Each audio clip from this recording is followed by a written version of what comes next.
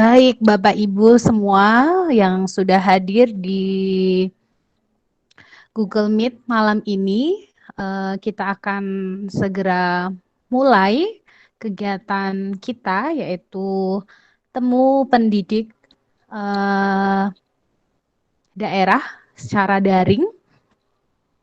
Bismillahirrahmanirrahim. Assalamualaikum warahmatullahi wabarakatuh.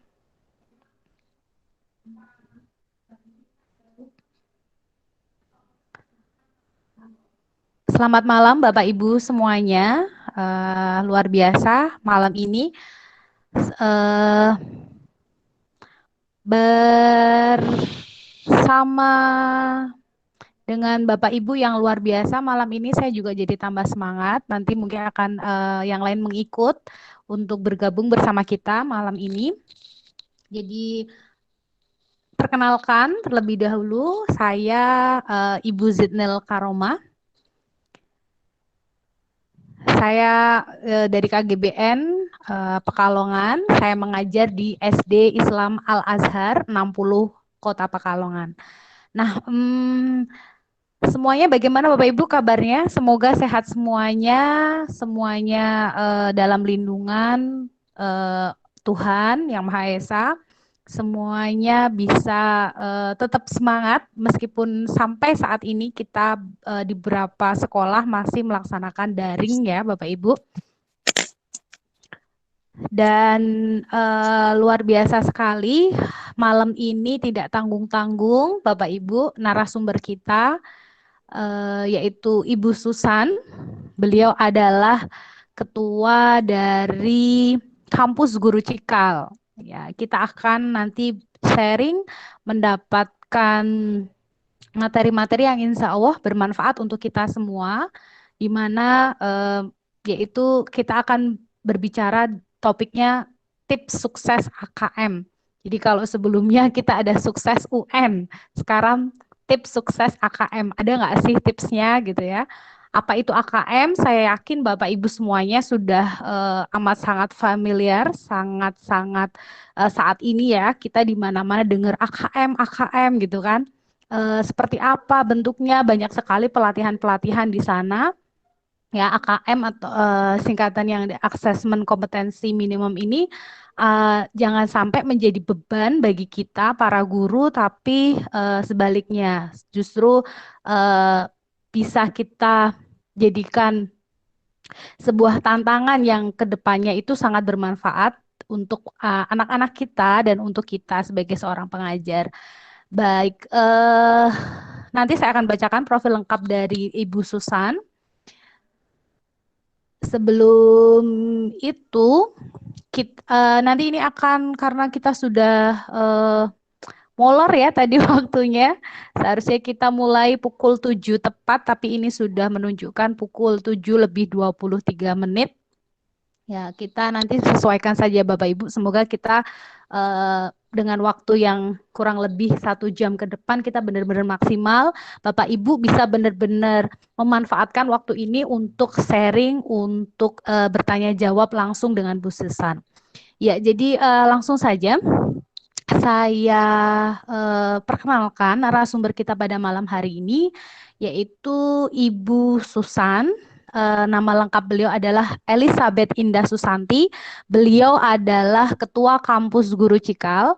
Luar biasa kalau melihat pengalaman kerja beliau. Beliau ini bekerja pernah di kindergarten, kemudian di SD ya, beliau juga pernah sebagai wakil pembantu kepala sekolah bidang kurikulum, wakil kepala sekolah akademik. Kemudian juga terakhir ini beliau sebagai learning koordinator, learning designer dan trainer di Kampus Guru Cikal sejak tahun 2017 sampai tahun 2020 bulan Oktober kemarin. Dan sekarang beliau menjabat sebagai Ketua Kampus Guru Cikal. Nah, itu profil singkat dari Ibu Susan. Teman-teman bisa melihat Instagram beliau ya. Pasti akan dapat banyak inspirasi dan informasi-informasi penting lainnya di Elizabeth Susan, itu Instagram beliau, dan di Facebook beliau adalah Elizabeth Indah Susanti. Baik, demikian teman-teman, langsung saja kita panggil narasumber yang kece, yang sangat-sangat kompeten di bidangnya karena beliau memang eh, seperti yang tadi saya jelaskan, pengalaman kerjanya banyak di bidang akademik ya, kalau di bagian pembantu kepala sekolah bidang kurikulum dan lain sebagainya. Jadi pastinya ini materinya nanti akan sangat bermanfaat untuk kita semua. Baik, halo Bu Susan. Halo, selamat malam. Ya, selamat malam Bu Susan. Bagaimana kabarnya Selamat malam Ibu? teman-teman. Baik, puji Tuhan, masih sehat-sehat. Alhamdulillah. Ya, langsung saja Bu Susan, mungkin Ibu perkenalkan diri, kemudian langsung memberi kita materi untuk malam hari ini supaya nanti bisa langsung tanya jawab karena sudah ada beberapa yang pertanyaan-pertanyaan masuk ke saya ini nanti. Ya, silahkan Ini Ibu. kayaknya nggak perlu perkenalan lagi ya. Tadi Oh udah iya, oke, oke. dijelasin. Iya. Terus juga udah beberapa nih udah kenal sama teman-teman yang Oh iya udah sama betul. di KGB juga gitu. Iya, iya. Jadi hari ini tuh malam ini kita mau santai aja. Pengennya justru lebih banyak ngobrol-ngobrolnya Iya, daripada saya memaparkan dan menjelaskan gitu materi. ya. Nanti mengalir aja kayaknya enakan Oke. gitu.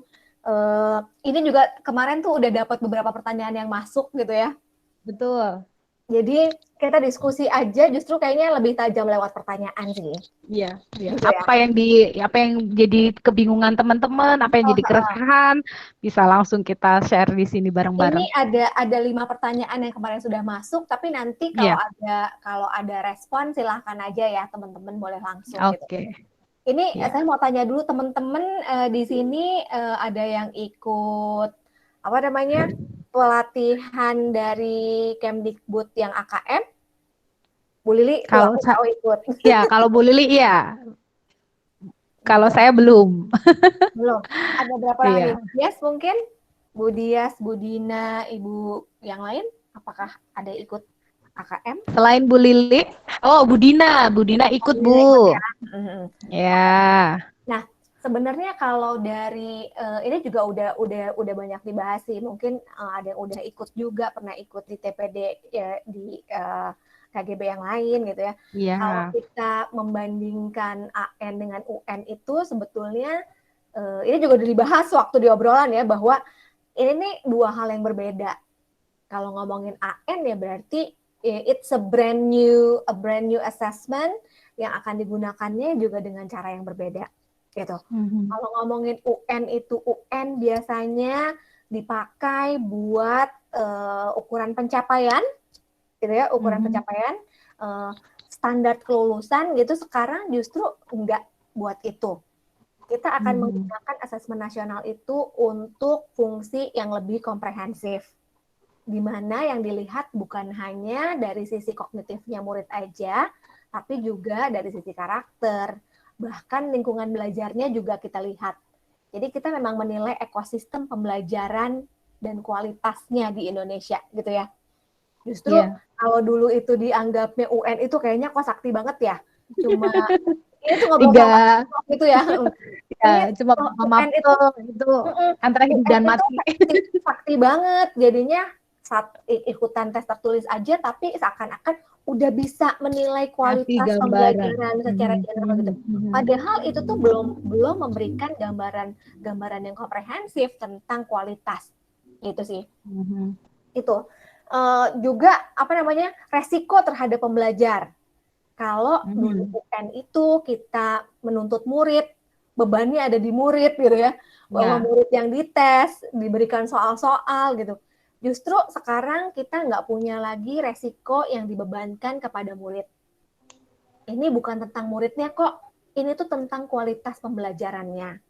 Mhm. Gitu. Jadi murid nggak ada resiko apapun dengan mengikuti AKM. Kan muridnya kan ngikutinnya AKM-nya ya, AKM dan Mhm. survei karakter. Itu yang akan diikuti oleh murid.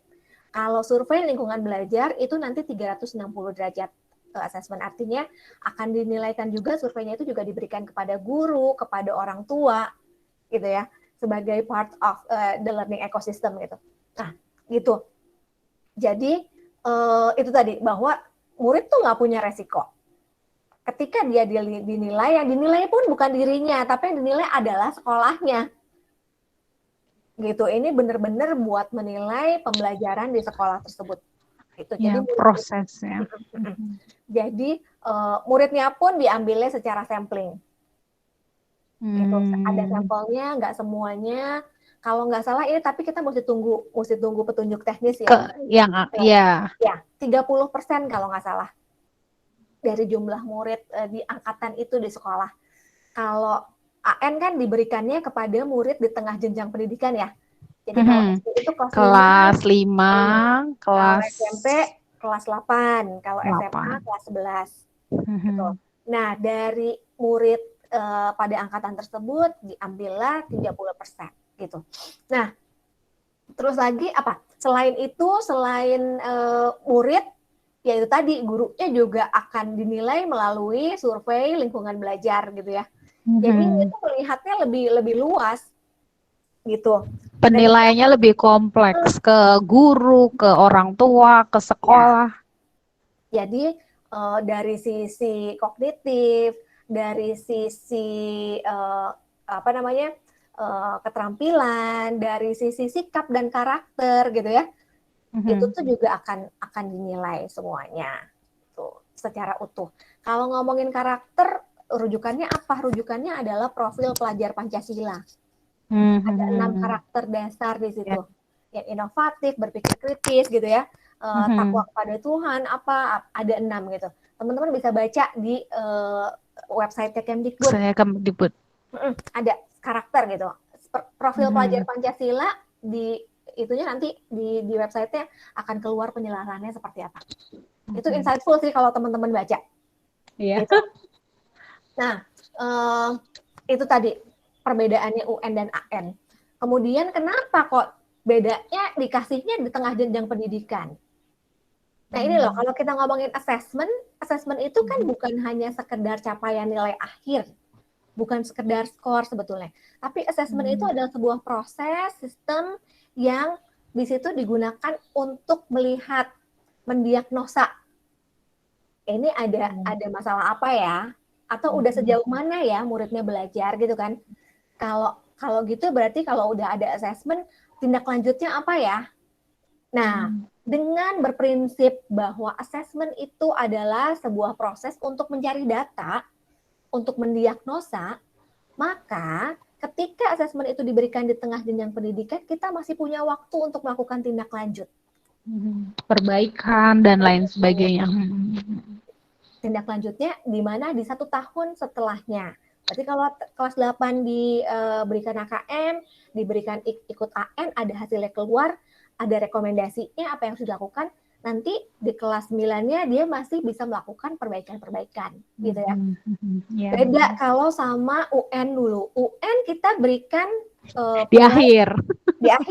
Oke, nggak apa-apa, bisa kasih masukan gitu ya. Tapi kita udah nggak bisa melakukan apa-apa karena muridnya udah lulus dari sekolah. Kemungkinan ya udah nggak akan belajar di sekolah itu lagi kan. Gitu. Udah berbeda jenjang lagi. Ketika itu pindah ke sekolah lain belum tentu ditindaklanjuti gitu kan. Iya, sesuai dengan apa ya. Gitu sih. Bahwa ini juga yang menarik dari AN adalah ketika AN itu bisa memberikan bentuk soal yang adaptif. Adaptif artinya gimana? Kalau dulu soalnya itu kan di satu set ya. Satu set soal ujian nasional yang sifatnya rahasia. Itu nggak boleh ada orang tahu, nggak boleh bocor, dijaga polisi. Sebegitu berharganya. Ya, kalau ngobrol ke Pak Buki bilangnya gila, ini tuh kita tuh ternoda banget harga diri kita sebagai guru. Sampai tes aja dijaga polisi gitu. Saya emang enggak gitu sama tenaga pendidiknya gitu kan. Nah, itu ironis sih sebenarnya. Ya, tapi kan itu semuanya berarti murid itu di-treat sama dengan standar yang sama. Padahal kalau kita mau ngomong kebutuhan setiap anak itu pasti beda. Nggak mungkin bisa sama persis. Gitu. Kalau kita mau bilang kita melihat, kita mau benar-benar mengukur kemampuannya anak, ya kita berikan soal-soal yang memang sesuai dengan kebutuhannya. Jadi si asesmen nasional ini kan nantinya akan diterapkan menggunakan computer based system. Jadi computer based itu akan ada sistem yang berlaku gitu ya. Nah, di dalam sistem itu ketika nanti murid mengambil AKM, murid akan diberikan soal yang baseline dulu sama di awal. Baseline. Nanti kalau ternyata murid ini menjawab soal tapi nggak bisa, dia akan diberikan soal selanjutnya yang lebih mudah, yang levelnya agak lebih di bawah. Gitu. Kalau dia bisa menjawab, dia akan diberikan soal yang selanjutnya. Kalau ternyata bisa semua, dikasih baseline terus bisa menjawab dan perfect, mungkin bisa diberikan soal yang lebih sulit. Gitu. Jadi soalnya adaptif itu akan dilakukan dengan sistem. Gitu.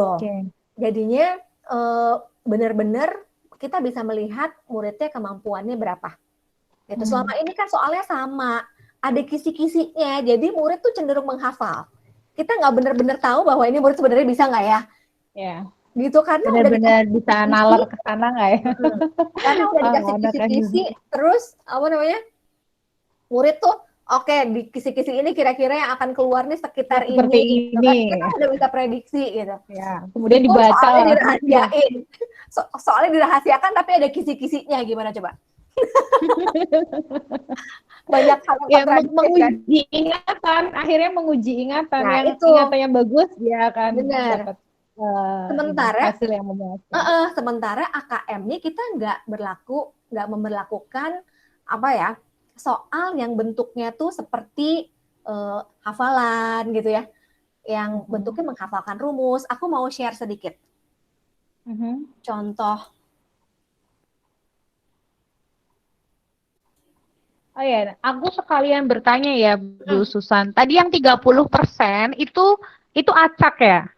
30% dari sekian itu secara acak aja diambil datanya, kemudian yang mereka yang akan diberi AKM ini. Dan tadi menariknya tadi yang ya, menariknya tadi kalau yang dia diberi baseline dulu, kalau dia rendah berarti dia coba disesuaikan soalnya dapatnya oleh kalau sistem yang komputer ya tadi, oleh sistem komputerisasi tadi. Oke, iya. Nah, ini teman-teman, kalau teman-teman lihat soal kita kalau ngomongin AKM berarti kan ini assessment kompetensi minimum. Yeah. Minimum itu artinya yang paling dasar. Jadi kenapa kenapa literasi dan numerasi? Karena literasi dan numerasi ini adalah kompetensi minimum yang wajib dimiliki murid untuk bisa belajar. Belajar apa ya? Belajar apa aja. Belajar pelajaran apa aja. Dasarnya adalah 2 kompetensi ini, yaitu literasi dan numerasi. Kenapa ini yang dinilai? Karena ini jadi modal untuk belajar apa aja. Dan kalau kita ngomongin literasi dan numerasi terintegrasi dalam mata pelajaran, kita nggak ngomong lagi hafalan, tetapi penalaran. Justru kita nih minta murid kita supaya bisa menalar. Gitu. Kalau teman-teman lihat di sini, ntar aku present biar gede. Ini ada contoh kelas 8. Di sini ada pertanyaan, menjelang akhir tahun beberapa toko memberikan diskon yang bervariasi. Beberapa diskon diberikan oleh toko A, B, C, D, E, dan F. Toko A 50% plus 20%. Ini 30 plus 20 gitu ya. Ada berbagai macam diskon yang ditawarkan di toko ini. Beli 2 gratis 1. Semua bayar setengah harga. Beli 1 gratis 1 gitu ya. Nah, ini kan nalar nih. Kalau beli 2 gratis 1 tuh berarti maksudnya apa ya? Iya. Semua dibayar. Mana yang lebih menguntungkan kita? Mana semua bayar setengah harga. Kalau setengah harga itu berarti apa ya? Gitu. Nah, di dalam AKM ini murid itu dikasih guideline, dikasih panduan. Di bawahnya ada belum. Di bawahnya ada panduan. Arti diskon 50% adalah memberikan diskon 50% terhadap suatu harga barang. Kemudian menambahkan diskon 20% terhadap harga barang sesudah diskon pertama. Oke, itu diberikan guideline-nya. Misalnya harga suatu barang 100.000, maka di sini udah dikasih contoh-contoh. Tapi nggak di situ aja, soalnya kemudian berlanjut. Udah ada soalnya, udah ada petunjuknya, lalu di sini pertanyaannya. Perhatikan diskon yang diberikan oleh beberapa toko di atas. Klik benar atau salah pada setiap pernyataan berikut. Pertanyaannya itu bukan hanya soal multiple choice yang ABC, tapi benar salah. Multiple choice, pilihan ganda, serta esai. Ada penjelasannya juga ternyata. Gitu. Jadi murid di situ memberikan pemaparan gitu. Nah, kalau di sini pertanyaannya gini, besar diskon toko B sama dengan diskon di toko C. Gimana cara menjawabnya kalau anak nggak bisa menalar? Ya kan, ini benar-benar butuh ngitung dulu. Ngitungnya dengan kemampuan konsep yang udah dia tahu ini. Ada petunjuknya di sini. Dia menerapkan ini dalam hitungannya. Kemudian menganalisis mana yang benar dan salah.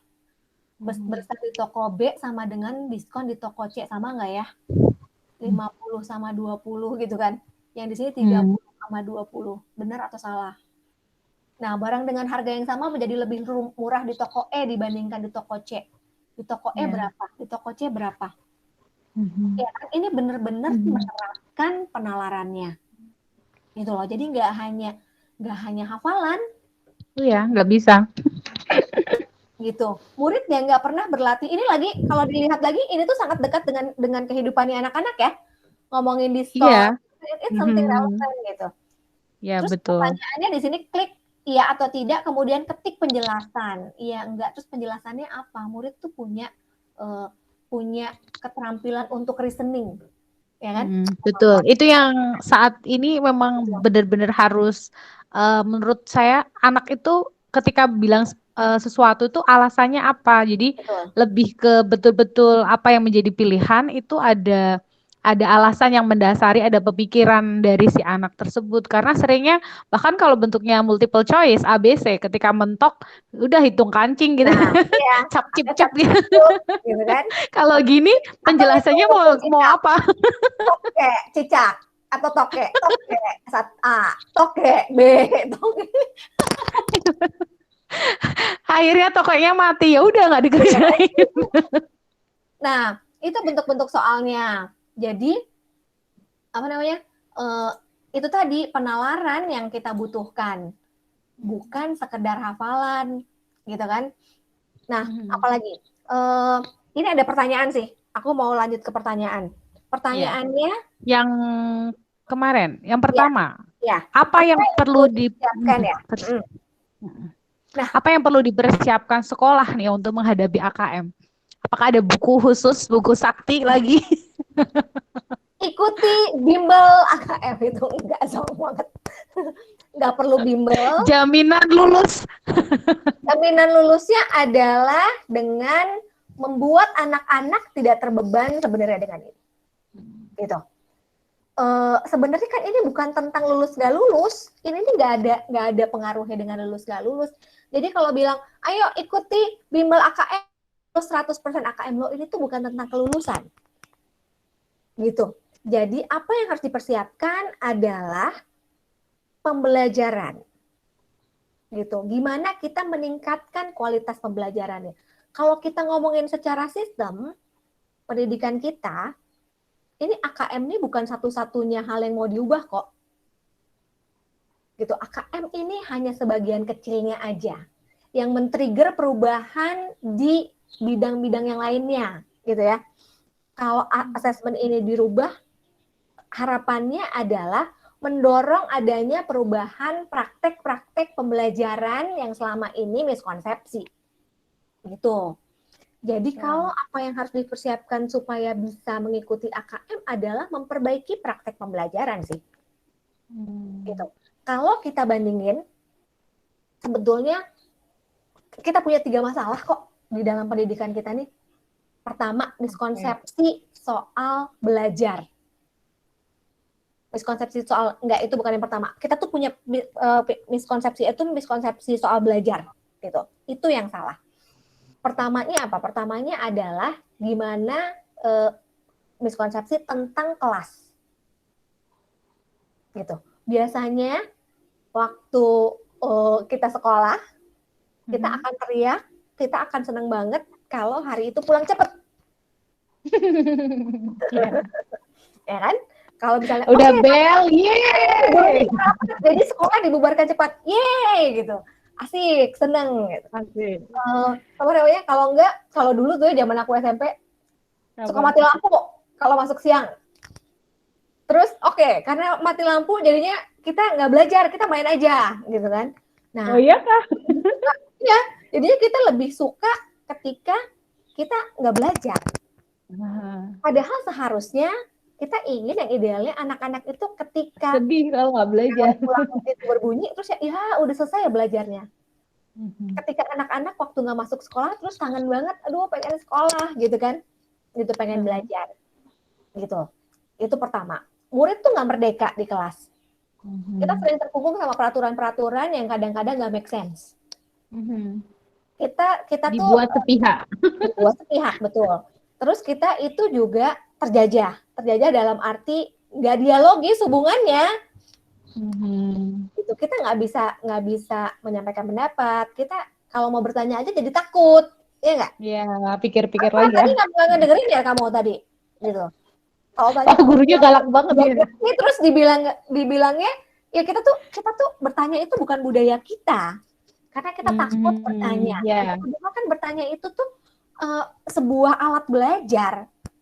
Dengan bertanya orang akan belajar gitu. Tapi kita tuh nggak berani bertanya. Gitu. Nah itu aja udah miskonsepsi. Gitu. Nah yang harus diperbaiki itu pertama hubungan, memanusiakan hubungan di kelas. Gitu kan, supaya murid-murid itu bisa lebih merdeka. Merdeka dalam arti ya udah belajar tuh berpusat pada murid, ada komunikasi dialogis, gitu kan ya. Aku mau Ya. bagi lagi deh. Ini kayaknya biar teman-teman juga bisa baca.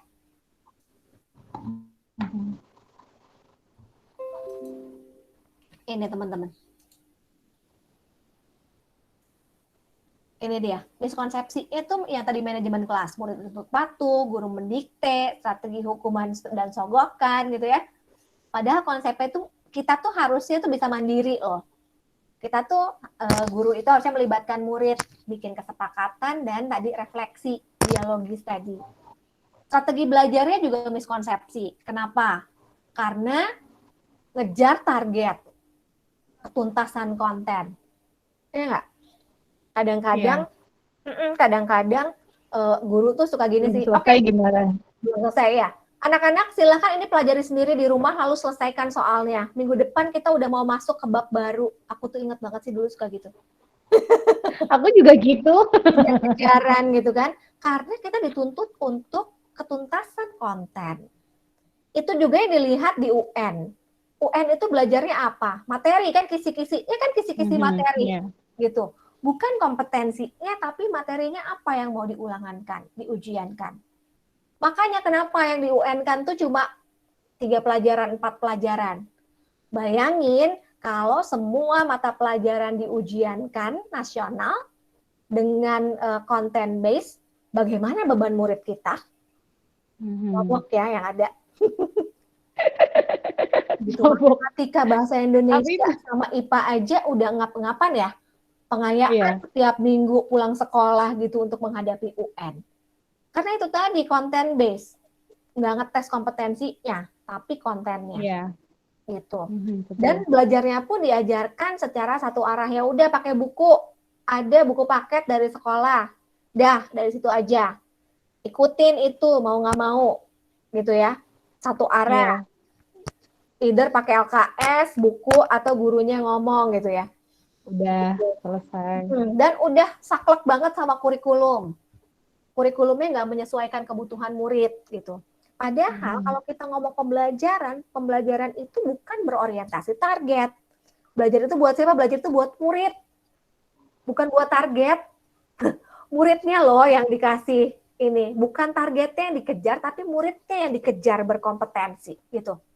Itu harusnya. Jadi, si kurikulum ini harusnya bisa menyesuaikan dengan kebutuhan muridnya. Gitu. Jadi bukannya murid yang ngejar target, tapi targetnya menyesuaikan muridnya. Kurikulum dipadu sama kebutuhan murid jadi tujuan belajar. Gitu. Ya. Aktivitasnya juga bisa Makanya Mm, Makanya di awal juga kita harus kayak memetakan dulu kan si murid ini betul. seperti apa gitu. Mm, Jadi apa yang kita nanti akan berikan selama proses pembelajaran itu akan lebih sesuai, lebih ya memang itu yang dibutuhkan murid. Jadi mm. Itu nggak terlalu benar, itu ya, juga didapatnya dari asesmen loh. Kita tahu gimana murid kita udah sampai mana, kebutuhannya level. apa, itu juga Hmm. butuh asesmen gitu. Hmm. Asesmennya bukan cuma soal uh, dites aja, tapi dilihat, diobservasi, diwawancara, dilihat proses belajarnya kayak gimana gitu kan, dari berbagai sisi itu bisa dilihat gitu. Oke. Nah, yang ketiga menyesuaikan kemampuan awal murid itu tadi, diagnosis tadi di awal bahwa muridnya itu Mm-mm. udah sampai mana sih sebenarnya posisinya. Itu ini nih. Jadi, again, berorientasinya tuh pada murid bukan pada targetnya. Gitu kadang-kadang kita suka salah ya. Iya, Muridnya betul. dijajarin konten aja, bukan kontennya yang matters, tapi muridnya yang matters, muridnya yang harus berkembang. Bukan konten yang dimasukin ke murid, tapi muridnya nggak apa-apa, nggak ngapa-ngapain gitu. Ingat kaos? Kenapa Ya, banyak murid yang sekolah tapi sedikit yang belajar, yang gitu kan? belajar. Nah, ini nih, ini miskonsepsi. Itu pertanyaan benar-benar bikin kita Oh, ya, speechless. Ya, benar. Terus ngomong apa ya? silakan dibeli kaosnya. Ada guru promotor di sini. Ini promosi. Ada banyak banyak teman-teman yang belum punya kaosnya silahkan ya bisa menghubungi ke guru promotor KGB-nya masing-masing daerah. Nah, yang ketiga, miskonsepsi tentang asesmen sendiri. Gitu. Asesmen sendiri juga dikerjain miskonsepsi. Nah, kalau ke teman-teman ikutan obrolan guru yang 2 minggu yang lalu, kita ngomongin tentang ini, miskonsepsi assessment. Bahwa assessment itu semua penilaian digunakan untuk menentukan capaian nilai akhir. Ya enggak? Ya, Uh, itu yang terjadi selama ya, ini. ulangan harian dibobot, PR dibobot dinilai. Terus ujian tengah semester dinilai, ujian akhir semester dinilai gitu kan? Terus dihitung berapa berapa Ya, bobot-bobotnya, ntar dihitung ada rumusnya, dapatlah nilai akhir gitu kan? Kalau ngolah nilai raport tuh gitu ya gitu. betul. Nah, itu kita sama aja ngomong bahwa itu tuh semua penilaiannya itu sebenarnya menentukan nilai akhir loh. Itu kita nggak Hmm. punya penilaian prosesnya.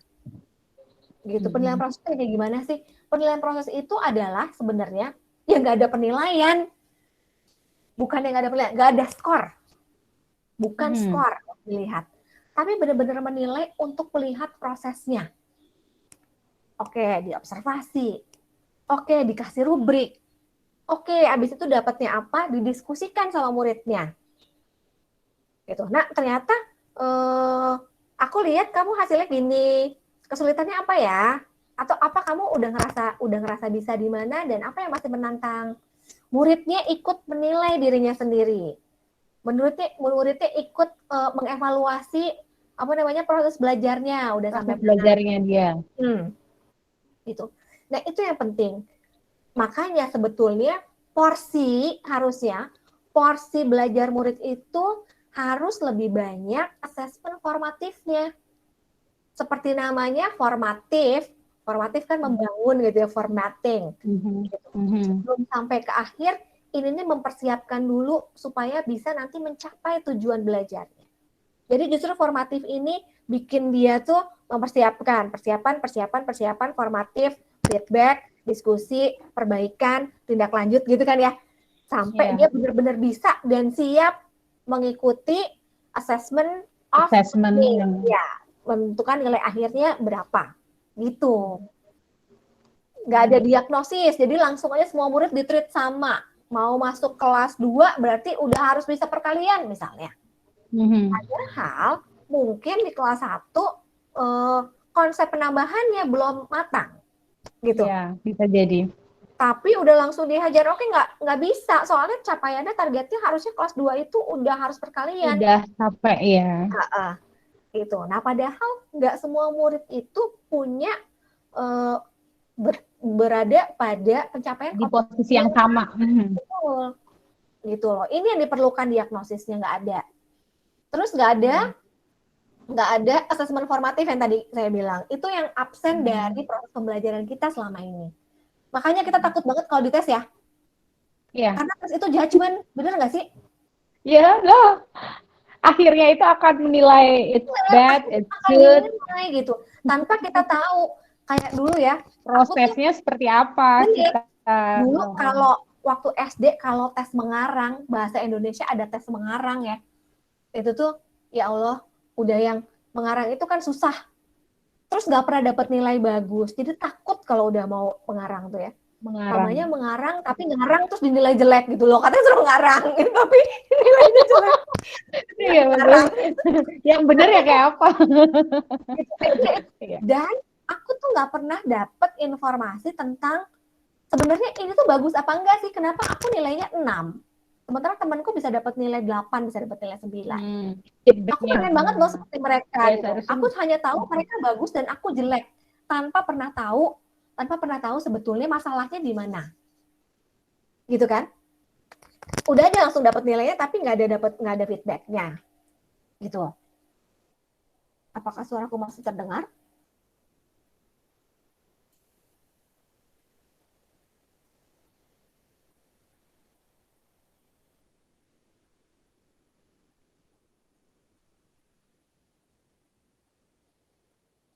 Ini aku nggak fresh apa gimana ya?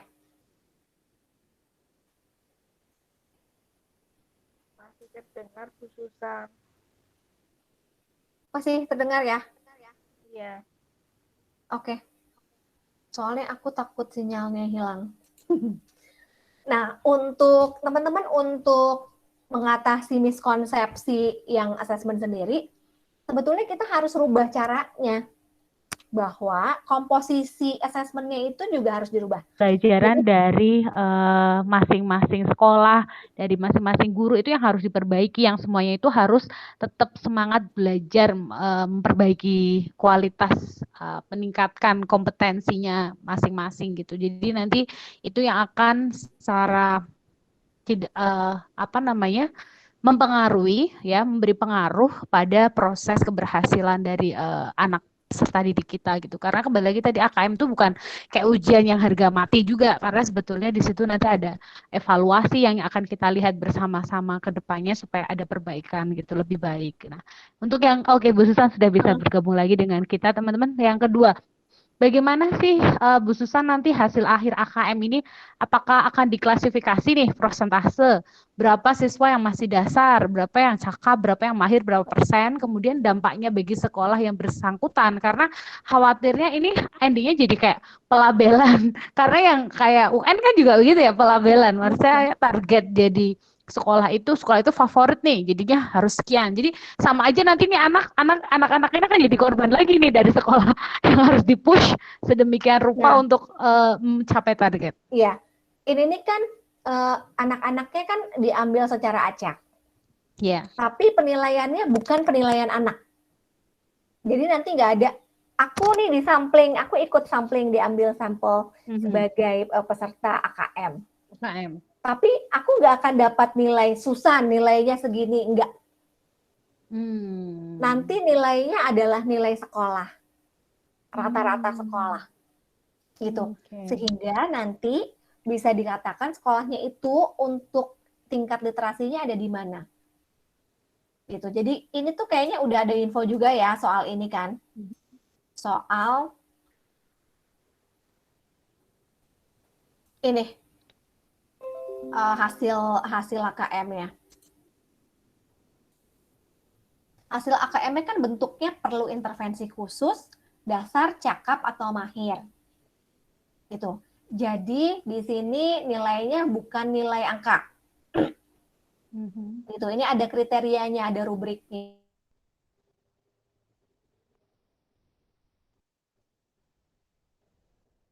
Oke. Jadi di situ bisa dilihat tingkat kompetensinya, apakah perlu intervensi khusus, apakah dasar, cukup, mahir, kemudian oke, berarti tetap memang yang dilihat adalah tingkat kompetensinya itu ada 4, teman-teman ya.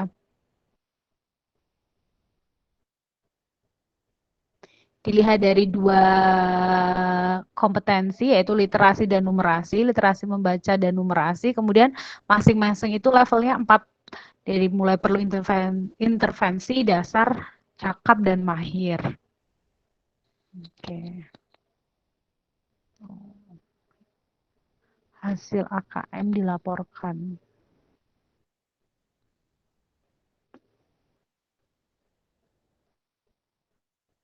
Oh, baik.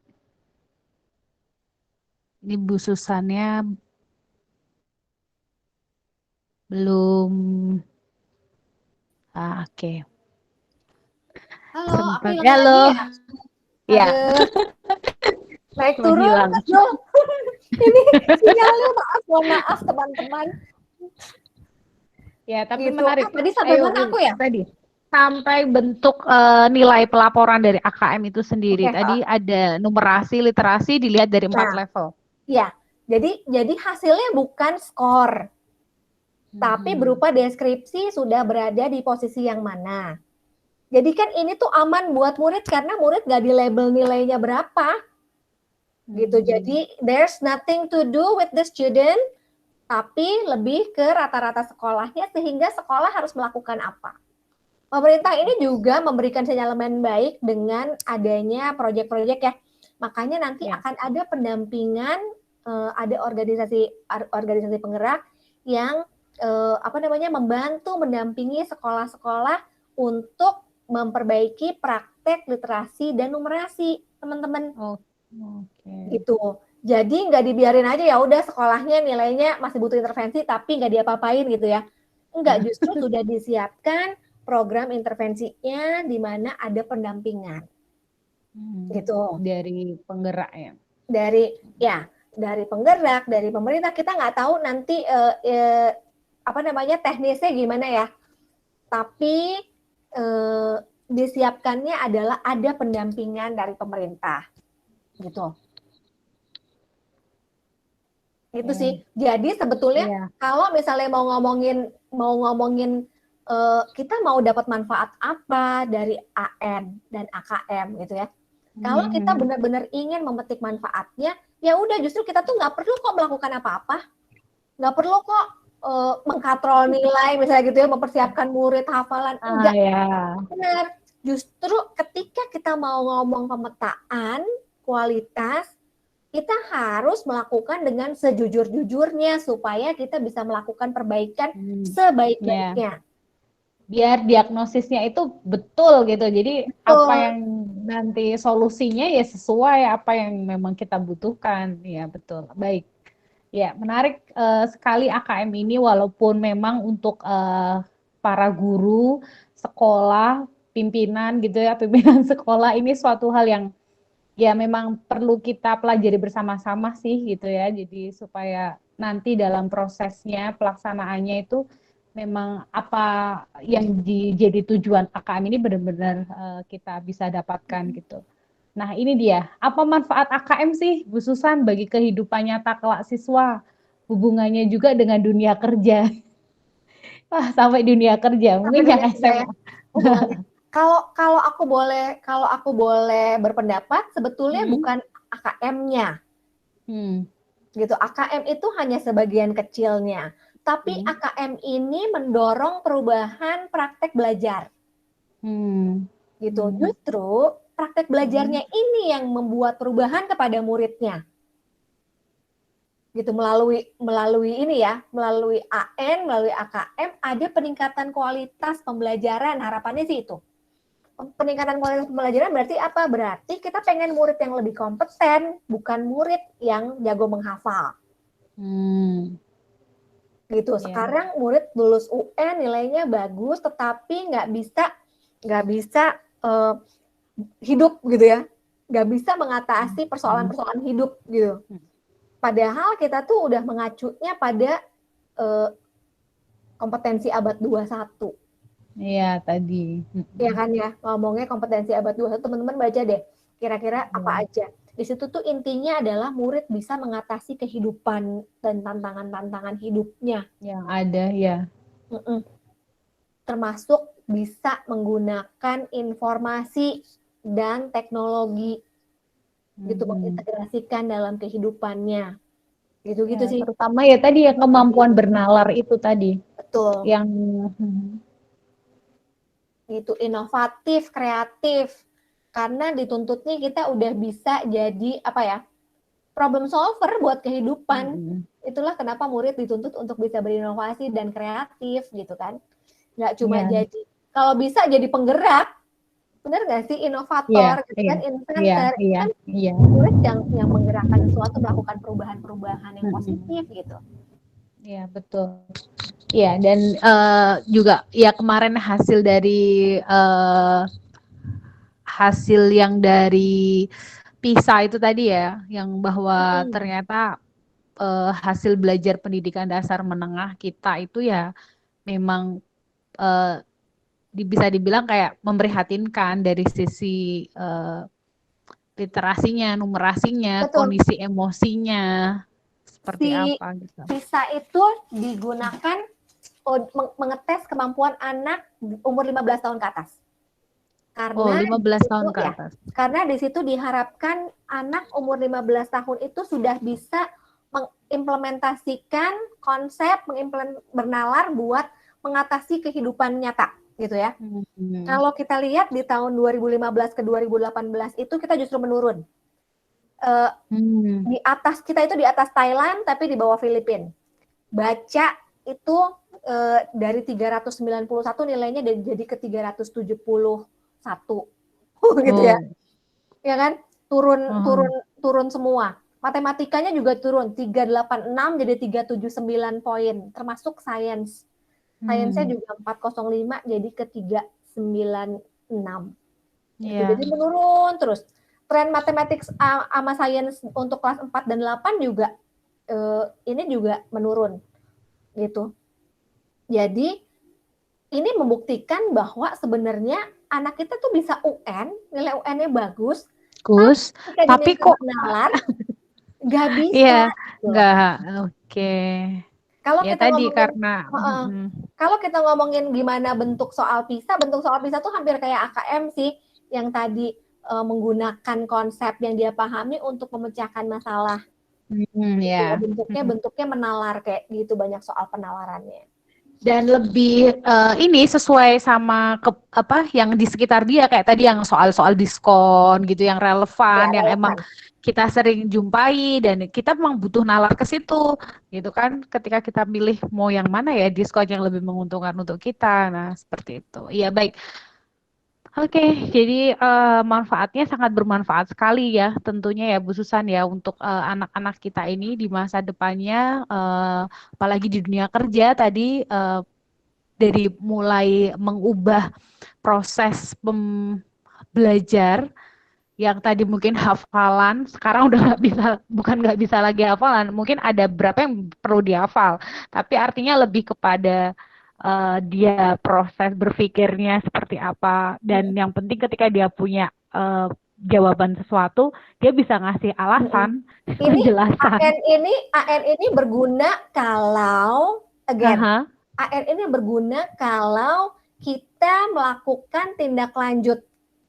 Gitu. Kalau dengan AN ini ada perubahan-perubahan praktek pembelajaran yang nggak tepat jadi lebih tepat gitu ya. Yang tadinya miskonsepsi jadi nggak miskonsepsi gitu. Itu sih. Sebenarnya AN ini tuh nggak ada apa-apanya kalau mindsetnya kita belum berubah. Gitu. Jadi mau namanya diganti AN, mau namanya UN, mau namanya panas, mau namanya apalah. Kalau mindset kita nggak sama, nggak berubah, kita akan memperlakukan dia sama aja sebagai pencapaian. Iya betul. Iya.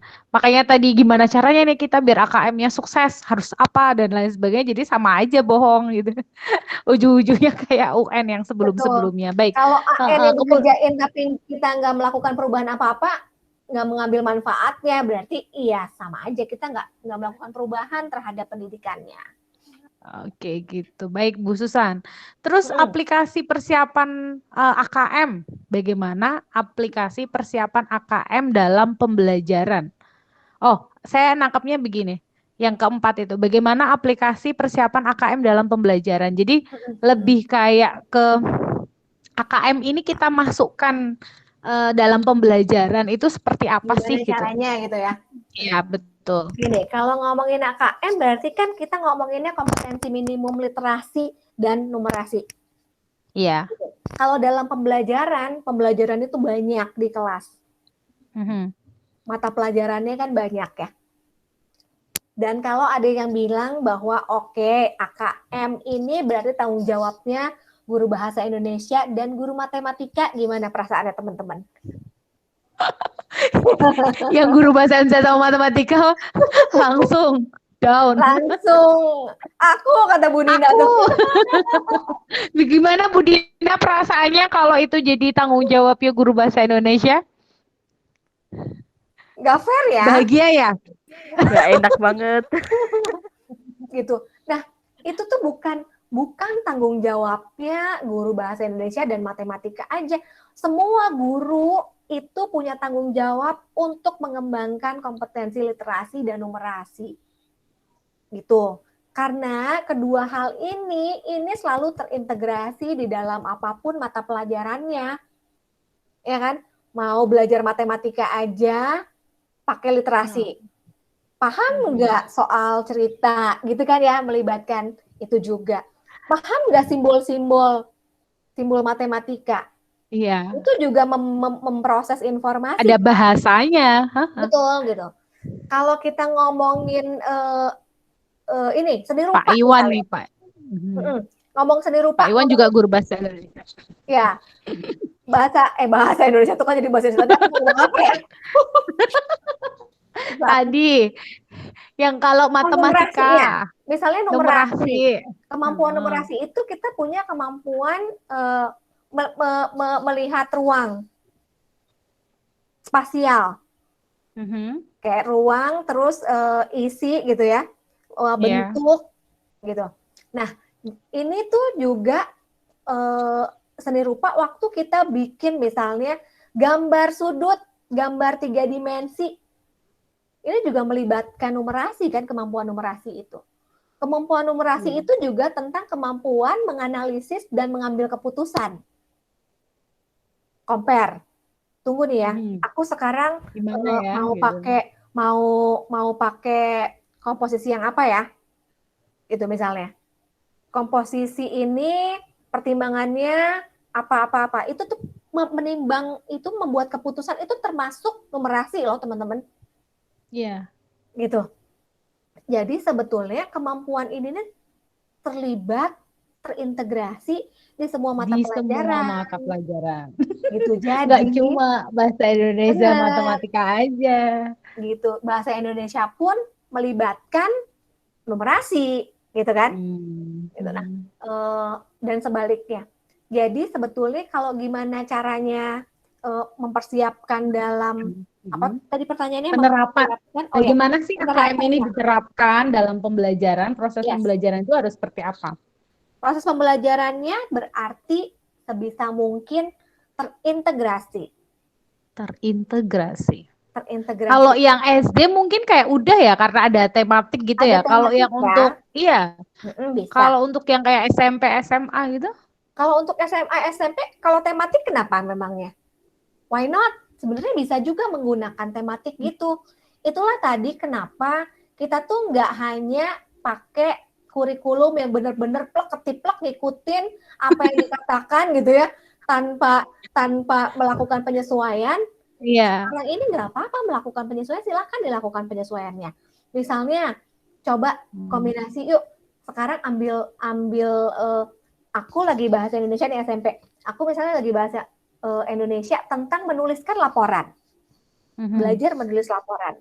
Scientific ya, ilmiah. Di bahasa Indonesia. Di pelajaran IPA-nya mereka lagi melakukan penelitian mengenai apa ya? Global warming misalnya. Perubahan pemanasan global gitu.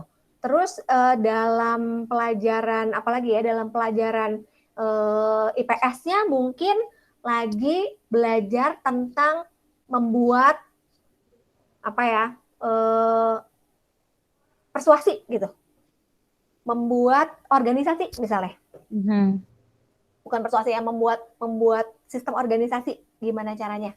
Nah, duduk bareng aja diskusi kira-kira satu program dibikin tapi bisa Untuk mengukur ketiga kompetensi ini. Apa ya. ya? Dibikinlah project base misalnya. Project base di mana anak-anak oke, sekarang kita mau bikin ini penelitian mengenai pemanasan global. Penelitiannya nanti perlu Tulis ditulis laporan. Laporannya tentang pemanasan global. Lalu dalam IPS-nya bentuk organisasi, misalnya buatlah organisasi yang isinya mendukung bervisi misi tentang mengatasi pemanasan global. Mau bikin apa? Punya campaign apa? Dari hasil penelitian ternyata apa? Membuat mereka bikin course tentang yuk bikin organisasi, terus bikin kampanye misalnya. Gitu kan ya, dari satu topik, tema, satu tema sebenarnya bisa. Itulah makanya sebenarnya kalau teman-teman itu pakai kompetensi dalam pembelajaran, tujuannya ada tujuan kompetensi, tema apapun akan membantu teman-teman untuk mengintegrasikannya gitu loh. Jadi jangan terkunci sama kontennya. Oke, jangan kunci sama kontennya. Konten itu sebenarnya cari di Google aja gampang kan ya. Sekarang udah zaman gitu kan, cari di Google, cari buku, googling gitu.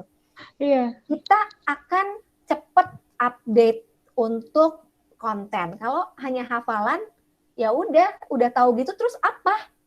Nggak bisa menerapkan. Justru di sini yang penting dari belajar adalah apa yang murid dapat, konten yang murid dapat itu jadi relevan ketika dia gunakan dan lebih bermakna tentunya buat gitu. Oke, tapi berarti di sini kalau tadi kata kuncinya ada kata integrasi gitu kan, untuk memudahkan dalam proses pengaplikasian AKM ini. Kemudian mungkin lewat tadi project based learning dan lain sebagainya, guru-gurunya di sini juga berarti harus memang benar-benar berkolaborasi. Maksudnya untuk bisa meng-create ini project based, kalau gurunya jalan sendiri-sendiri. Kalau gini, jadi jangan itu yang jadi sedih. ada Bu Dina dan Pak Iwan lain yang bertanggung jawab pada AKM aja. Ayo jangan kita mau jadikan semua guru bertanggung jawab untuk iya, jangan mau. Jangan mau itu hanya tanggung jawab guru matematika atau guru bahasa Indonesia aja gitu. Iya, Jadi betul. memang yang didorong tuh itu sih sebetulnya kolaborasinya, planningnya bareng. Ini sebenarnya tugas kepala sekolah untuk ya itu nanti akan ada perubahan praktek kan. Praktek ini sebenarnya yang harus harus terus dikampanyekan oleh kepala sekolah pada guru-gurunya. Di sini kalau ada teman-teman yang kepala sekolah, ini tugasnya kepala sekolah untuk terus membangun ekosistem belajar guru yang kolaboratif. Jadi didoronglah guru-gurunya untuk supaya bisa ya bekerja dengan tim. Ayo planningnya bareng yuk sekarang gitu. Bikin planning betul. bareng. Gitu. Itu membantu sih. Sekalian nih, tadi ada Bu Fiah, guru bahasa Inggrisnya free, AKM-nya nggak ada yang pakai bahasa Inggris. Oh, siapa bilang? Jangan sedih. Jangan sedih. Tetap ada Bu Fiah. AKM dan ininya. Tetap bahasa Inggris itu ya hanya beda ini kan, hanya beda bahasa, tapi juga bisa ikutan loh, terintegrasi. Misalnya kayak tadi waktu ada bahasa Indonesia, IPA dan IPS misalnya. Bahasa Inggrisnya mau, misalnya bahasa Inggrisnya bikin kampanye menggunakan bagian kampanyenya, betul. Bagian kampanyenya pakai bahasa Inggris, terus dipublish di sosial medianya. Wow. Gitu. Wow, itu kan keren banget ya. Gitu. Jadi bahasa Inggris itu fungsinya ya sama aja kayak pelajaran lain, tetap terintegrasi juga, tetap mendukung pengembangannya literasi dan numerasi, Bu. Jadi jangan sedih, Anda tidak free. Seneng banget ya aku. Iya, justru yang nggak free-nya yang aduh. Nggak jadi free. Oke, ya. Dan kalau pengalaman sih ya, Bu Susan. Jadi soal tadi kayak kolaborasi gitu, kita harus mengintegrasikan. Bahkan kita yang terkadang saya pengajar di SD itu, ketika mengintegrasikan saja itu butuh waktu gitu. Jadi kayak mencari tadi apakah satu tema ini bisa dikaitkan dengan mapel apa saja. Itu tuh kita kayak bener-bener merubah, bukan merubah isi sih, tapi lebih kayak keurutan. Jadi mungkin yang pas kita lihat yang PJOK seperti ini, Pak itu bisa loh masuk ke kita Mister gitu. Jadi coba deh gini gini gini. Jadi urutan yang tadi yang kata Bu Susan ciplek diplek di buku itu urutannya seperti itu bisa kita ubah-ubah karena supaya ya tadi biar lebih sederhana, apalagi kondisi saat ini anak-anak daring gitu kan, biar terlalu juga beban belajar tugas gitu-gitu nggak terlalu banyak. Itu seperti itu, jadi tadi satu meluangkan waktu untuk duduk bersama untuk mencari mana dan apa yang bisa kita integrasikan dan lain sebagainya. Itu yang kadang juga butuh itu jadi tantangan di awal sebelum kita memberikan tugas penugasan ke anak, project kayak gitu tuh ke situ sih. Nah, makanya guru-guru sekarang ayolah kita kerja bareng. Ini sudah tidak bisa lagi yang Lebih enak tugas sih. kita. Bu, aku mau cerita. Aku mau Iya, cerita gimana? tentang pengalaman anakku yang di SMP. Hmm. Pada waktu masa pandemi yang di awal-awal itu dia cukup stres. Jadi udah kena cabin fever gitu yang dia tuh ngerasa, aduh mami aku tuh stres banget. Semua pelajaran ada tugasnya. Aku sampai kewalahan bikin tugas. Itu sampai bilang, mami aku nggak kuat lagi sekolah. Aku boleh nggak hari ini aku break? Aku nggak mau sekolah. Aku capek banget. Otakku penuh apa-apa. Gitu. Waktu dilihat tuh betul. Jadi setiap saat, jadi jamnya tuh seperti jam biasa, full dari pagi sampai sore. Iya, memindahkan kelas. Hanya memindahkan kelas offline ke online. Terus tugasnya banyak sekali gitu ya. Nah, akhirnya sekolahnya sendiri terus evaluasi kan ya. Akhirnya diberikanlah waktu sinkron dan asinkron. Semakin banyak pekerjaan yang terintegrasi. Jadi kalau ditanyain sekarang, loh, kamu kok udah santai-santai, emang kamu nggak ngerjain itu? Tenang, ini aku sekarang tugasnya udah lebih terintegrasi. Dia ngomong terintegrasi. Gimana maksudnya? Jadi tugasnya sama-sama. Bikin satu proyek, tapi untuk pengerjaan di beberapa mata pelajaran. Gitu. Nah, terus terang anaknya sendiri sih lebih happy sekarang ya. Nggak terlalu. Dulu tuh kalau kasihan banget kalau udah belajar, selesai jam 3:30, abis itu dia tidur. Saking kelelahannya. Saking capek, ya. Saking capeknya. Gitu ya, kebayang ya. Di rumah, di dalam kamar aja, terus kerja, depan laptop terus. Padahal anak-anak juga butuh waktu untuk mengatur screen time gitu ya. Itu sekarang waktu asinkron juga dia nggak di depan laptop terus. Jadi dia kadang-kadang menulis, baca, atau gambar, bikin-bikin desain apa gitu untuk tugasnya yang nggak selalu di depan laptop. Itu sih, tapi guru-gurunya tuh juga memang perjuangan untuk bikin planning. Ini dia. Gitu. Tapi gurunya sendiri tuh keuntungannya apa buat gurunya? Gurunya tidak mengkoreksi terlalu banyak pekerjaan. Banyak juga, betul. Gurunya mungkin waktunya tuh proyeknya sedikit, nggak sebanyak itu, jadi gurunya lebih punya waktu ngasih feedback, Bu. Gitu. Ya kan, itu justru yang pengen dibikin adalah strategi formatifnya. Bahwa ya, oke, kita sambil mau nanti mencapai target, kamu bisa bikin laporan belajar, laporan penelitian, kamu bisa tahu tentang global warming, kamu bisa bikin organisasi, kamu bisa membuat kampanye dalam bahasa Inggris, itu kan target akhir. Sebelum bisa ke sana, ini anak-anaknya dipersiapkan dulu kan, melalui formatif-formatif, latihan dulu, dikasih feedback, gitu. Oke. Itu sih. Nah, kalau guru BK gimana, Bu Susan? Apakah free juga? Maunya gimana? Maunya free atau mau terlibat? Yakin gak mau terlibat? Ntar nyesel loh, Bu Anif. Iya. Kalau guru BK ini kan bukan berarti ada ketika anak bermasalah. Enggak kan? Tapi justru Bisa dia ada di kasih situ buat support juga. konseling gitu. Bu Anifah mana Bu Anifah? Bu Anifah BK ya? Iya. Halo ya Bu.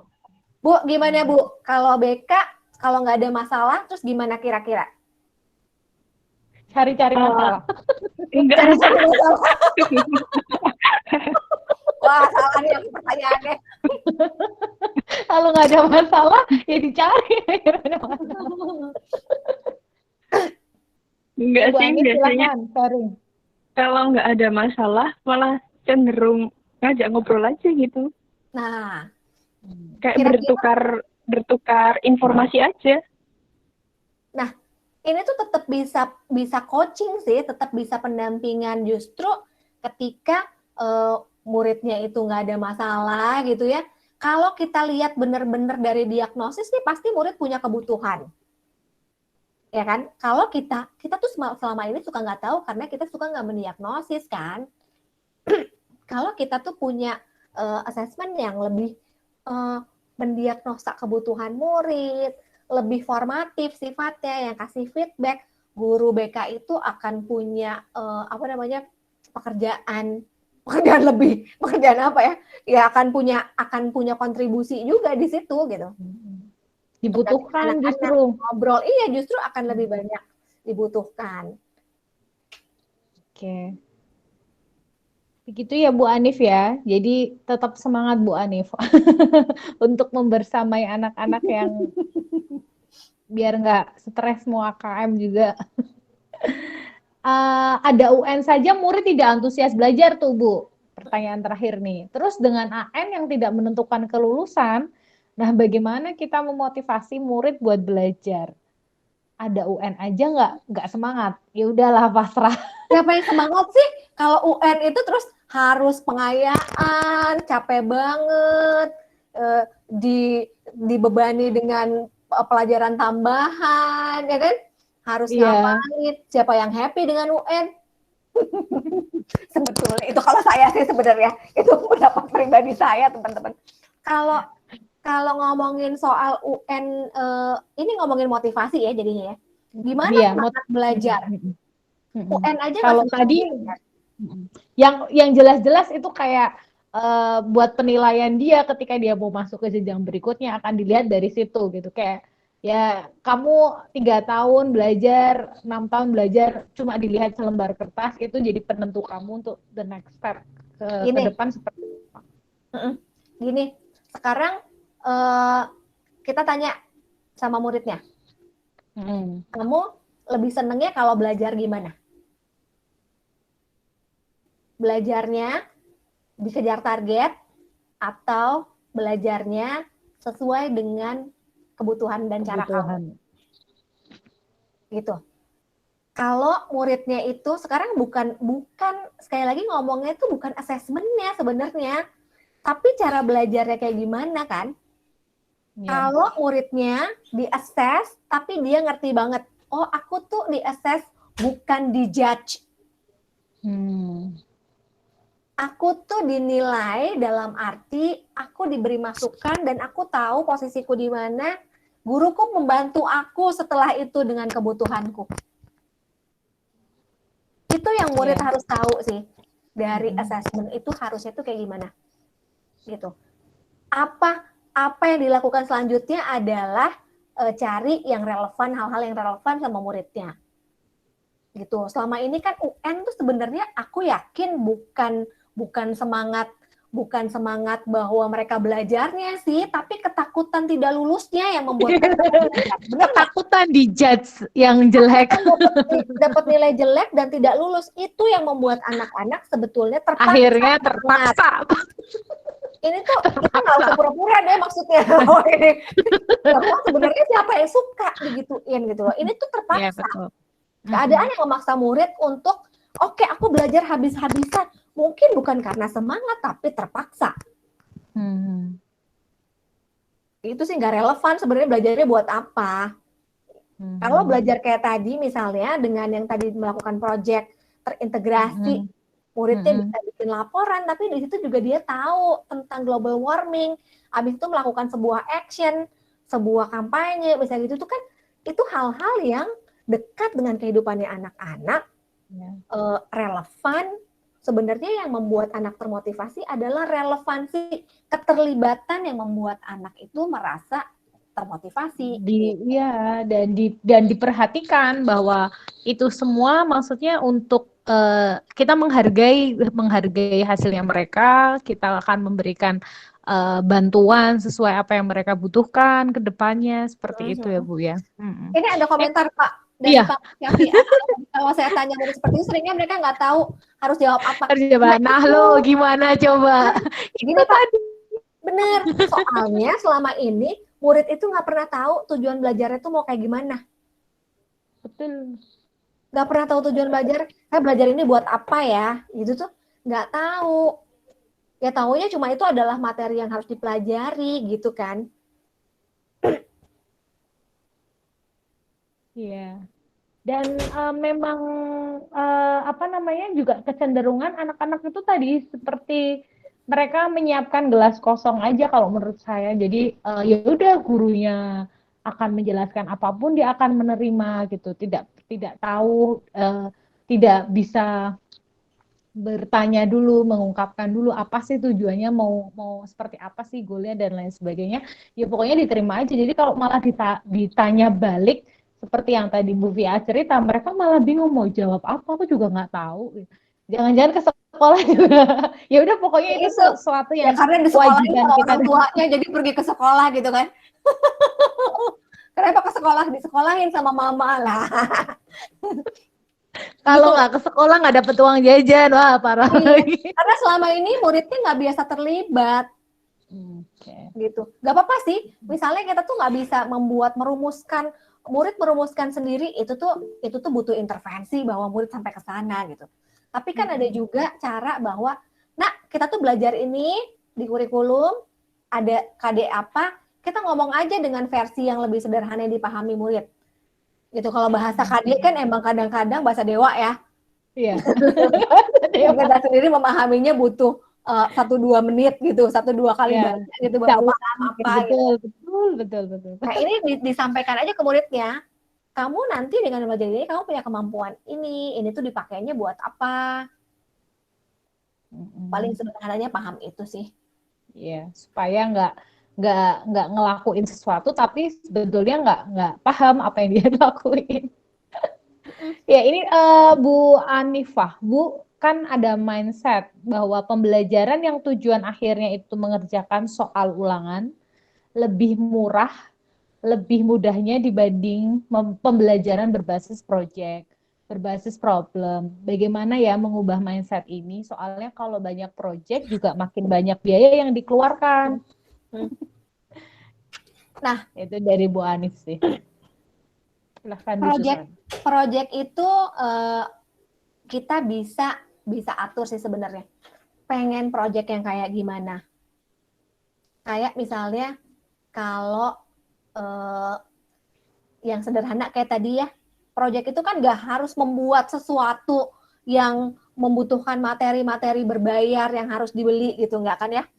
Kalau kayak tadi misalnya membuat laporan itu sebuah project.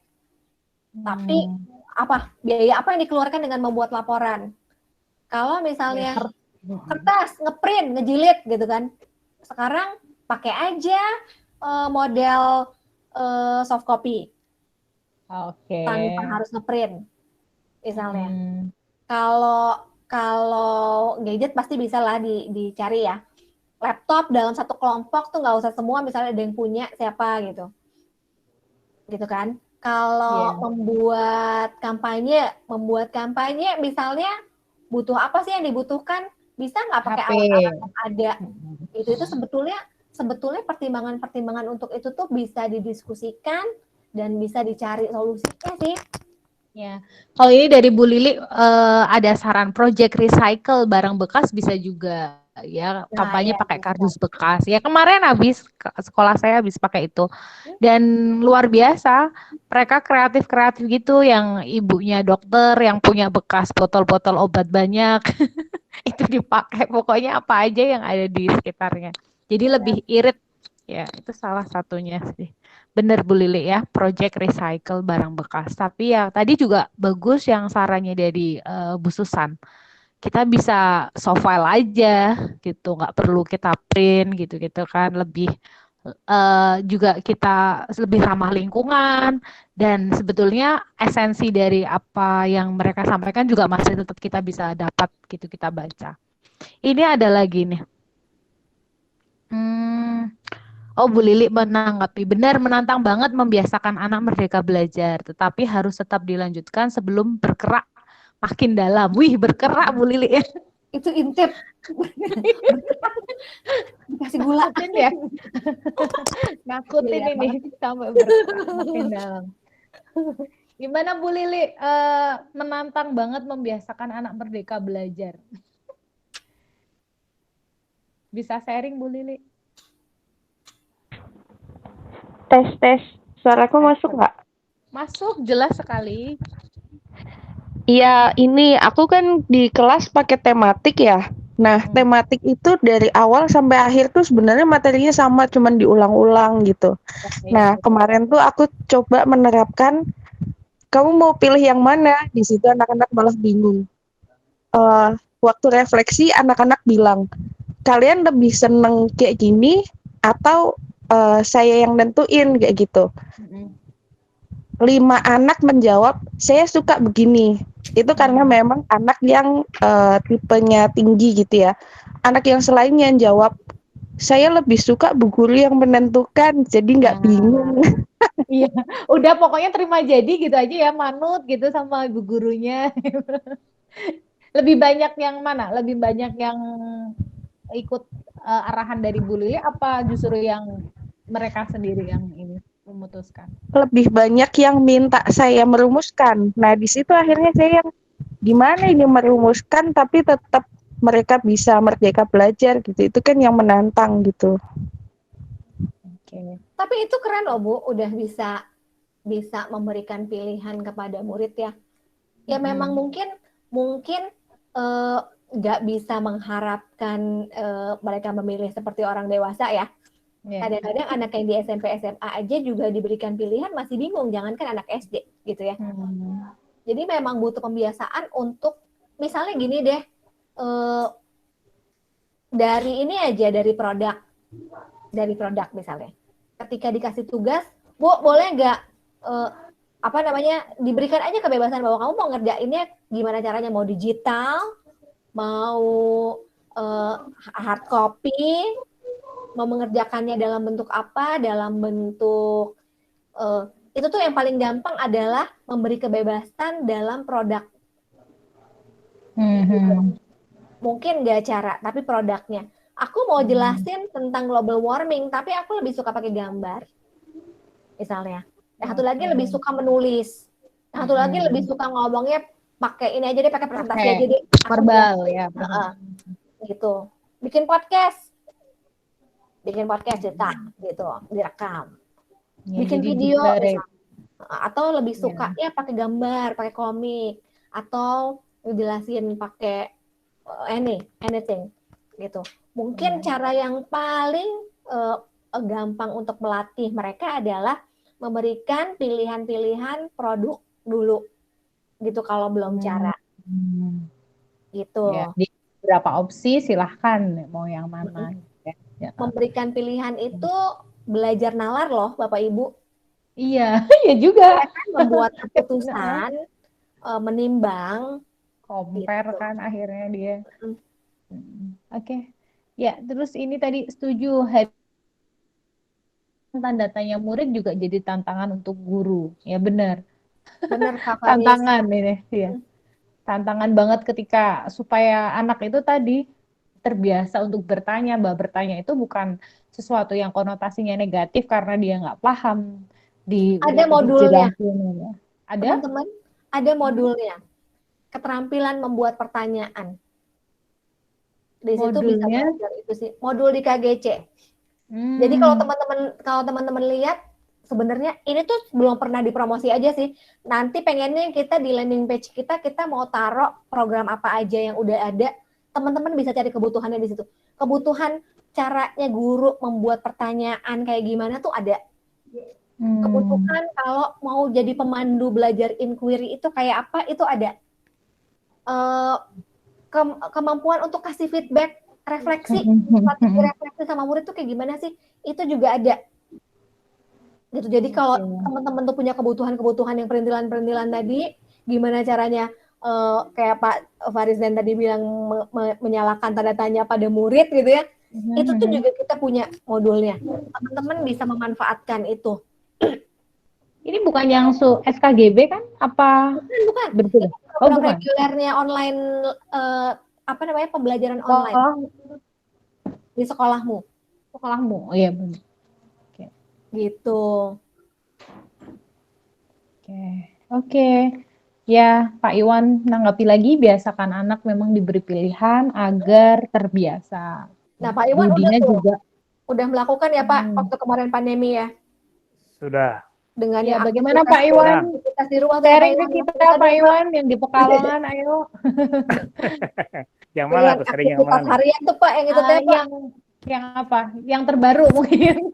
Yang belum diceritain di mana-mana. Menurut saya sedikit bercerita tentang ke AKM dulu ya. Kita bicara soal AKM. AKM.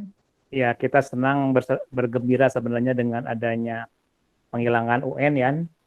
Itu sebuah anugerah yang luar biasa bagi saya sebagai guru karena saya hampir 30 tahun itu merasakan tekanan yang cukup luar biasa dengan AKM. Dan sekarang sudah dihapus ya, diganti dengan AKM. Dan memang ini kondisi di lapangan kita karena sebelumnya belum siap ya. Belum siap, masih bertanya-tanya meskipun sekarang ada yang BIMTEK AKM juga kayaknya belum betul-betul dipahami esensinya kan. Itu memang perlu waktu yang luar biasa. Itu pengetahuan untuk AKM. Yang kedua, praktek literasi saya juga sedikit-sedikit mencoba menggunakannya dalam berbagai praktek. Misalnya ketika tahun ajaran baru, kita kan berkenalan kan dengan anak, gitu kan. Biasanya kita menyebutkan dan sebagainya. Sekarang di balik di sekolah, di kantor itu ada data guru ya. Dan mereka suruh ke sana, silakan kamu ke kantor, cari data Bapak selengkap-lengkapnya. Kalau belum tahu juga, cari ke teman kamu juga. Kalau betul juga, cari di IG-nya. Semua saya minta anak-anak untuk mencari informasi tentang saya lewat data yang ada. Gitu kan? Dan akhirnya muncullah, saya dengan foto segala macam, muncul anak di buku mereka tuh mencantumkan foto saya. Kemudian semua terlalu lengkap, golongan dan sebagainya. Itu berarti bahwa kita sudah sedikitnya terbiasa, bukan? Sederhana anak mencari data informasi yang sahih untuk membuat sesuatu. Itu pertama gitu kan. Hal yang paling sederhana sebenarnya bagi saya seperti itu. Itu saya praktekkan dalam proses pembelajaran. Memang betul di Indonesia itu banyak sekali soal-soal AKM seperti di ujian nasional itu atau ujian sekolah memang banyak sekali soal AKM. Problemnya adalah anak-anak itu tidak terbiasa baca dengan teks yang panjang. Itu persoalan dari dulu itu begitu. Ketika dia berhadapan dengan teks yang panjang itu entah bagaimana jawabannya seringkali suka mulai ngelantur. Makin panjang teksnya makin banyak. Makin lost, makin hilang gitu. Itu. Hilang arah. Apalagi ujian udah angkat tangan dulu. Iya. Jadi mungkin kebiasaan membaca kita yang perlu diperbaiki anak-anak itu. Kebiasaan membaca sehingga mereka bisa senang baca dengan teks yang panjang. Di soal AKM kemarin latihan itu kan banyak soal-soal yang panjang ya. Yang membutuhkan kita aja sebagai guru kadang-kadang perlu berkeringat untuk memahami isinya gitu kan.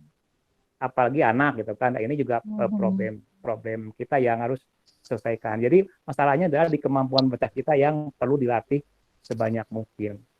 Dan tadi saya terlatih bahwa anak-anak memang harus sekarang saya membuat tugas yang punya pilihan. Saya sekarang minggu ini sedang memberikan tugas tapi diberi pilihan sama tugasnya. Pilihan pertama misalnya ini.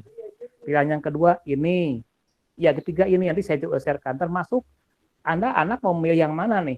Apakah saya mau memilih yang istimewa, yang luar biasa, pilih yang biasa atau yang kurang? Ada grade-nya masing-masing. Jadi anak akan diberi banyak pilihan.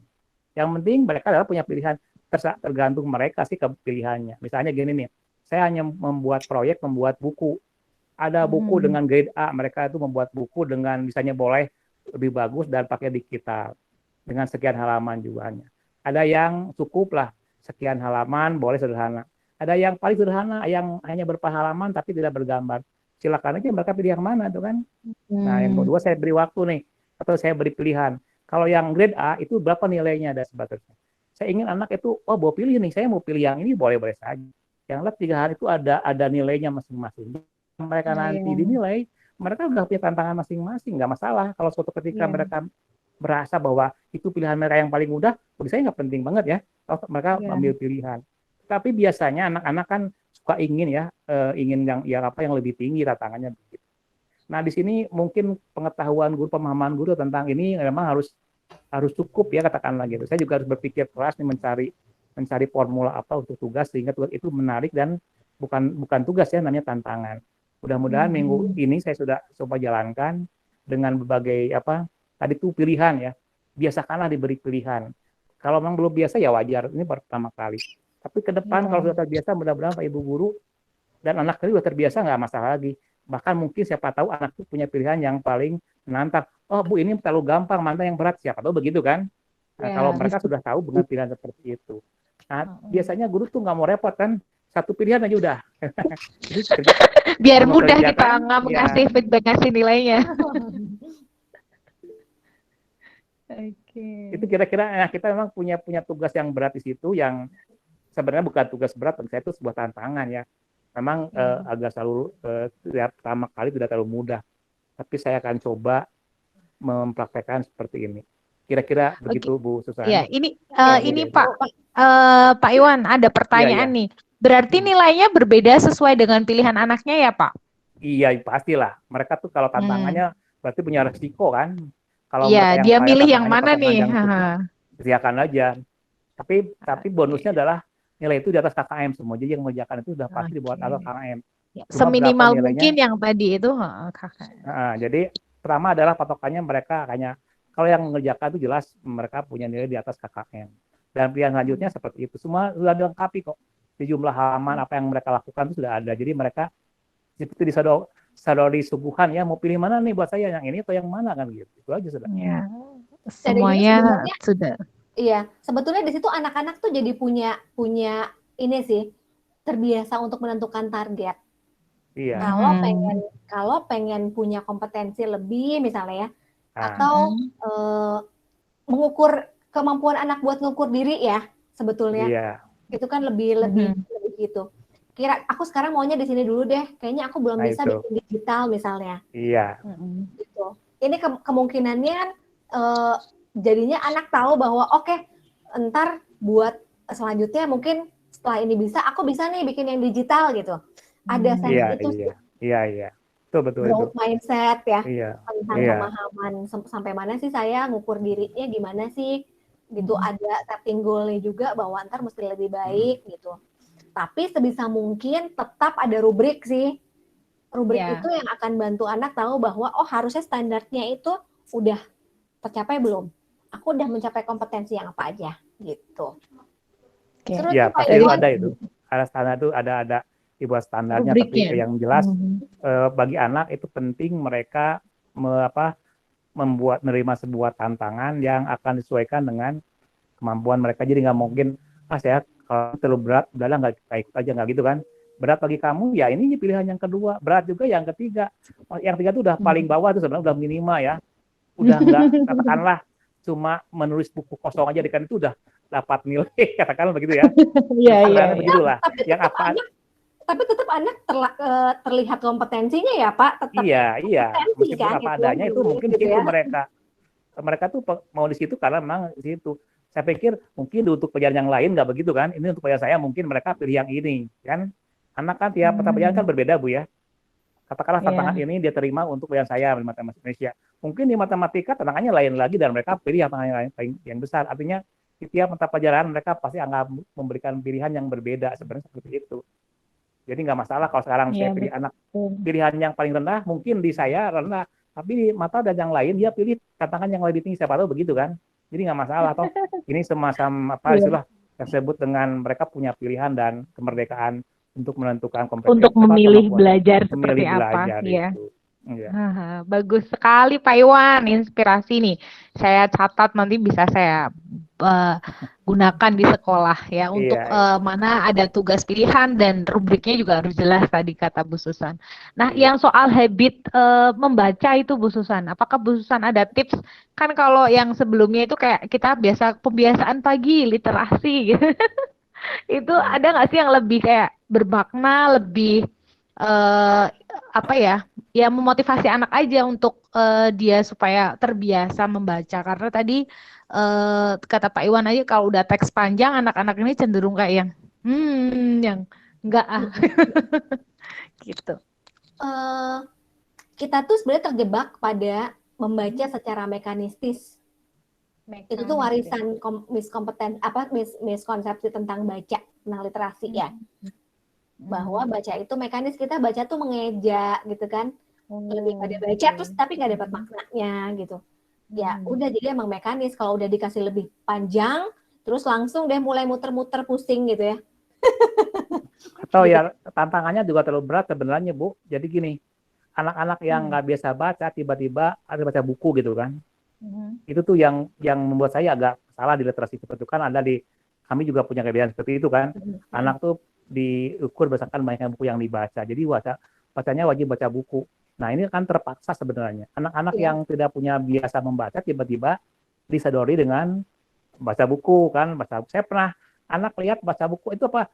Sulap namanya. Tawa-tawa. Ini kamu baca buku? Mana bukunya Pak? Saya nggak ada buku. Cuma buku ini yang ada. Apa buku sulap di bawah? Benar. Makanya kita tuh juga nggak bisa pukul rata bahwa anak-anak punya kemampuan yang sama. Iya. Gitu. Jadi jangan dibilang bahwa anak SMA kok baca buku gini nggak bisa, baca buku yang teks panjang nggak bisa gitu. Loh, itu tuh kembali lagi sebenarnya setiap anak punya tingkat kompetensi kemampuan literasi membaca yang pasti nggak sama. Gitu. Ada yang masih mekanistis, terjebak itu dan susah banget keluarnya. Ada yang anak kelas 4 SD tapi udah bisa baca buku novel gitu kan ya. Iya, betul. Nggak sama. Itu yang nggak sama. Jadi sebetulnya kalau mau tipsnya buat pengajar literasi, kalau ini emang PR sih buat gurunya tapi ya, bahwa satu informasi itu disajikannya dalam teks yang beda. Gitu. Kayak dulu ini ideal ya, sebetulnya idealnya adalah saya tuh mau ngomong misalnya sama anak-anak tentang tentang global warming. Yang satu pakai teks yang lebih panjang, saya adaptasi dari Net Geo misalnya. Faktual bacaannya ada dan dari sumber yang real, valid. Valid. Satunya lagi mungkin bacaannya dari yang lebih pendek. Gitu, tapi sama-sama ngomong soal global warming. Itu pemilihannya kayak gitu sih. Dan yang paling dibutuhkan adalah pembiasaan. Bahwa kalau baca, anak-anak tuh juga tahu tujuan bacanya apa.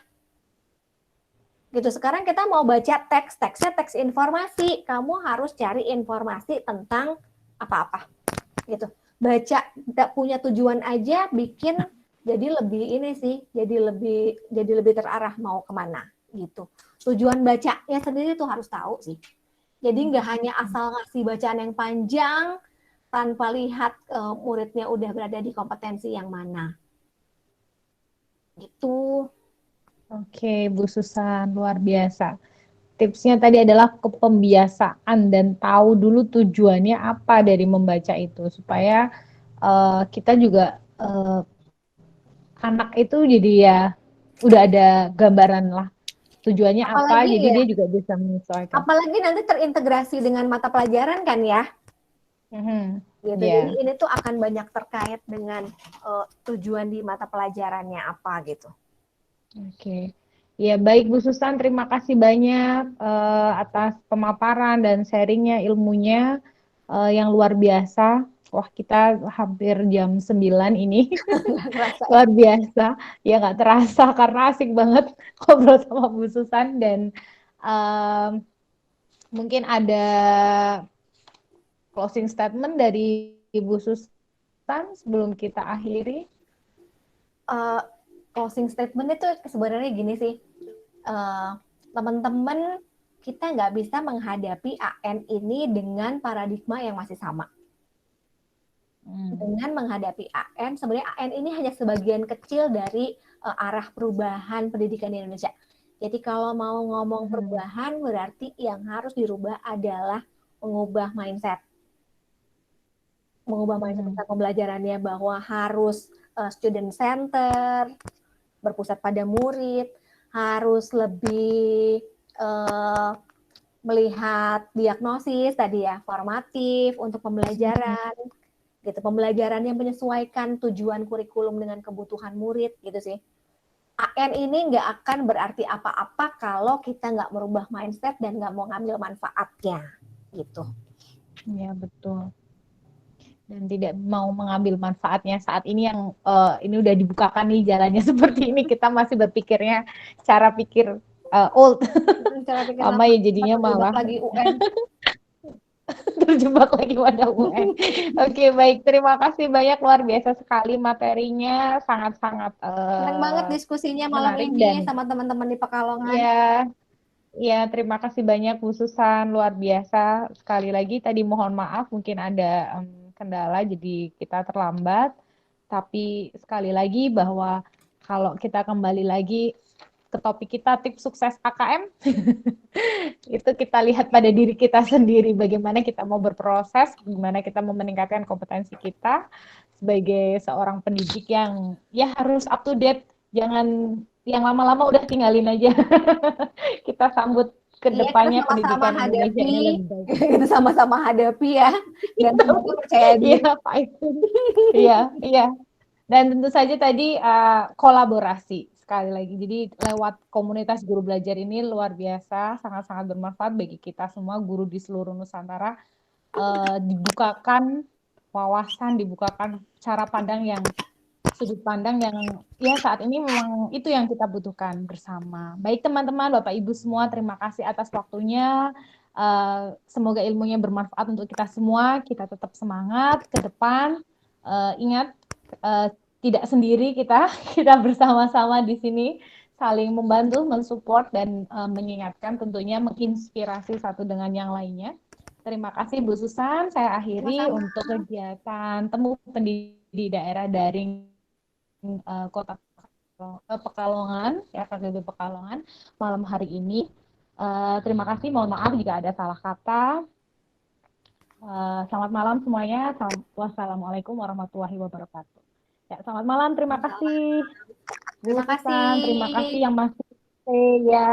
Sampai ketemu lagi di kesempatan lainnya. Semoga di kesempatan terima kasih semuanya, Bu Fia, Bu Rainda, Bu Rina, Bu Septia, Bu Ani, Bu Dias, Bu Dina, Bu Lili, dan Miss Chandra.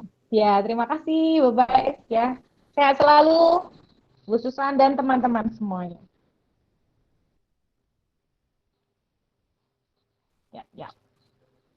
Miss Idnil, kamu keren banget. Apa? Aku ngeblank.